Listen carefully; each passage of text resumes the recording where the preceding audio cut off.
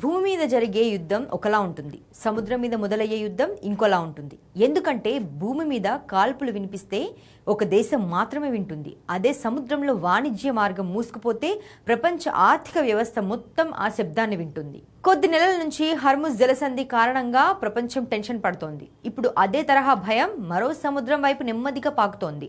అక్కడ అలలు మాత్రమే లేవు, ప్రతి అల వెనుక ఒక డ్రోన్ దాగి ఉంది, ప్రతి ఓడ వెనుక ఒక భయం ప్రయాణిస్తోంది. ఇప్పుడు రష్యా గుండె చప్పుడు పెంచుతున్న ఆ సముద్రం పేరు అజోవ్ సముద్రం.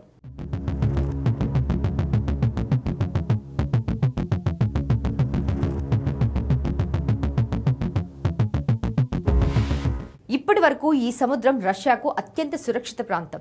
యుద్ధం ఎంత తీవ్రంగా జరిగినా ఇక్కడి నౌకా మార్గాలను ఉక్రెయిన్ పెద్దగా తాకలేకపోయింది. అందుకే రష్యా తన సైనిక సామాగ్రిని, ఇంధనాన్ని, ధాన్యాన్ని, సరుకులను ఈ మార్గం ద్వారానే నిరాటంకంగా తరలిస్తూ వచ్చింది. ఒక రకంగా చెప్పాలంటే అజోవ్ సముద్రం రష్యాకు కనిపించని రక్షణ కవచంలా మారింది. కానీ ఇప్పుడు అదే కవచంలో పగుళ్లు మొదలయ్యాయి. మరోవైపు ఉక్రెయిన్ ఇప్పుడు తుపాకులతో కాదు, ఆకాశంలో ఎగిరే డ్రోన్లతో, సముద్రంపై దూసుకెళ్లే డ్రోన్లతో రష్యాను చుట్టుముడుతోంది. గత 9 రోజుల్లోనే అజోవ్ సముద్రంలో ఉన్న 100కు పైగా రష్యా నౌకలను లక్ష్యంగా చేసుకున్నామని ఉక్రెయిన్ డ్రోన్ దళాల కమాండర్ రాబర్ట్ బ్రోవిడి ప్రకటించారు. ఇక మొదట్లో ఉక్రెయిన్ రష్యా నౌకా దళాన్ని ఆంక్షలను తప్పించుకుని చమురు తరలిస్తున్న షాడో ఫ్లీట్ ట్యాంకర్లను మాత్రమే టార్గెట్ చేసేది. కానీ ఇప్పుడు పరిస్థితి మారిపోయింది. వ్యాపార నౌకలు కూడా దాడుల పరిధిలోకి వస్తున్నట్లు విడుదలైన వీడియోలు చెబుతున్నాయి. అంటే ఇప్పుడు ఉక్రెయిన్ లక్ష్యం రష్యా ఆర్థిక నాడి అని చెప్పవచ్చు. ఈ దాడుల తర్వాత రష్యా ఒక కఠిన నిర్ణయం తీసుకుంది. అజోవ్ సముద్రంలో నౌకల రాకపోకలను తాత్కాలికంగా నిలిపివేసింది. డౌన్ అజోవ్ కాలువను మూసేసింది. బ్లాక్ సీకి కలిపే కెర్చ్ జలసంధిలో కూడా ఆంక్షలు విధించింది. ఫలితం ఒక్కసారిగా కనిపించింది. రెండు వైపులా వందలాది నౌకలు వరుసగా నిలిచిపోయాయి. ఇంతకీ ఈ మార్గం ఎందుకు అంత ముఖ్యమంటే, దక్షిణ రష్యా నుంచి ప్రపంచ దేశాలకు వెళ్లే గోధుమలు, పొద్దుతిరుగుడు నూనె, ఇతర వ్యవసాయ ఉత్పత్తులు ఎక్కువగా ఇదే మార్గం గుండా ప్రయాణిస్తాయి. ఇప్పటి వరకు ఆంక్షలకు గురికాని ఎగుమతులు కూడా ఇప్పుడు ఆలస్యం కావచ్చు. ముఖ్యంగా ఆఫ్రికా దేశాలకు వెళ్లే ఆహార సరఫరాలపై దీని ప్రభావం పడే అవకాశం ఉందని విశ్లేషకులు చెబుతున్నారు. కొన్ని ప్రాంతాల్లో ఇంధన సరఫరాలపైన ఒత్తిడి కనిపిస్తోంది. అయితే ఇక్కడితో ఉక్రెయిన్ ఆగడం లేదు.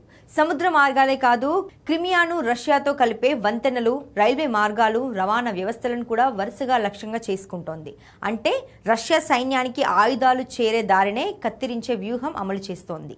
ఒక చెట్టును కూల్చాలంటే ఆకులు కాదు, వేర్లను నరకాలని అంటారు కదా. ఇప్పుడు ఉక్రెయిన్ కూడా అదే ప్రయత్నం చేస్తోంది. ఇటు యుద్ధ ప్రభావం మనుషులకే పరిమితం కాలేదు. రష్యాలోని చమురు నిల్వలు, ఆయిల్ మౌలిక సదుపాయాలపై జరిగిన డ్రోన్ దాడుల వల్ల తీర ప్రాంతాల్లో కాలుష్యం పెరిగింది. కొన్ని ప్రాంతాల్లో చమురుతో కలిసిన వర్షం పడిందని స్థానికులు చెబుతున్నారు. గాలి నాణ్యత కూడా ప్రమాదకర స్థాయికి చేరిందని అధికారులు అంగీకరించారు. అంటే ఈ యుద్ధం నేలను మాత్రమే కాదు, ప్రకృతిని గాయపరుస్తోంది. అయితే ఇప్పుడు ప్రపంచం భయపడుతున్న అంశం మాత్రం వేరే. ఇరాన్ అమెరికా యుద్ధం కారణంగా హర్ముజ్ జలసంధి చుట్టూ నెలకొన్న ఉద్రిక్తత ప్రపంచాన్ని కుదిపివేసినట్లు ఇప్పుడు అజోవ్ సముద్రం కూడా మరో అంతర్జాతీయ వాణిజ్య సంక్షోభానికి నాంది పలుకుతుందా అనే టెన్షన్ నెలకొంది. ఎందుకంటే యుద్ధాలు ఇప్పుడు సరిహద్దుల కోసం మాత్రమే జరగడం లేదు, ప్రపంచాన్ని కదిలించే వాణిజ్య మార్గాల కోసం కూడా జరుగుతున్నాయి. ఒక సముద్రం మూగబోతే దాని ప్రతిధ్వని వేల కిలోమీటర్ల దూరంలో ఉన్న దేశాల ఆర్థిక వ్యవస్థల్లో కూడా వినిపించే రోజులు వచ్చేశాయి.